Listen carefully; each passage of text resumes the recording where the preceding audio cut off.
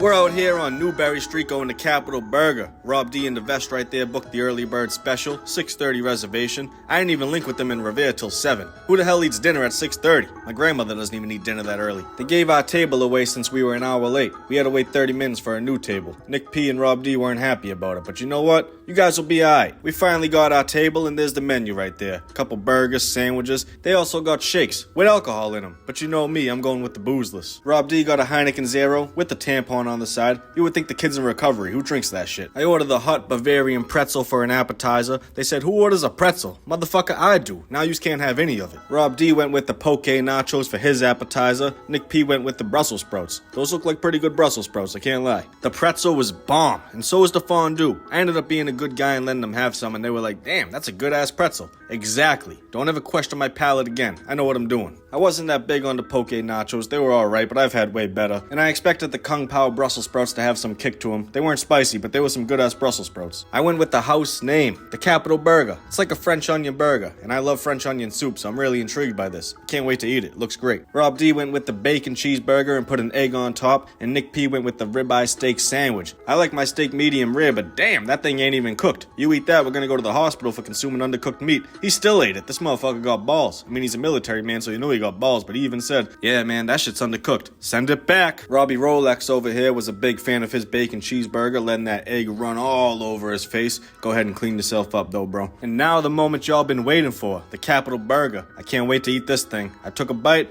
A little overcooked. It was on the medium well side. A little dry. I like my burgers medium, little bit of pink in there. When I got to the center of the burger, it was more medium. It wasn't a bad burger by any means, but if it was cooked exactly how I wanted it, it would have been fantastic. I'd still come back. I think it's worth giving it another shot. Now let's check in on Nick P's new steak sandwich. Damn, now that's the Capital Grill I know. I had the other half of that sandwich, I would come back for that for sure. That sandwich was unfucking believable. Meet Mike, the GM. Great guy. Came over, introduced himself, followed my page, even took care of the bill. What a fucking guy, huh? Now let's get the hell out of here. I missed my bet. I want to go home. The Capital Burger, couple flaws, but they corrected them no problem. I recommend coming here. And the Capital Grill, one of the best steakhouses in Boston. Have a good night.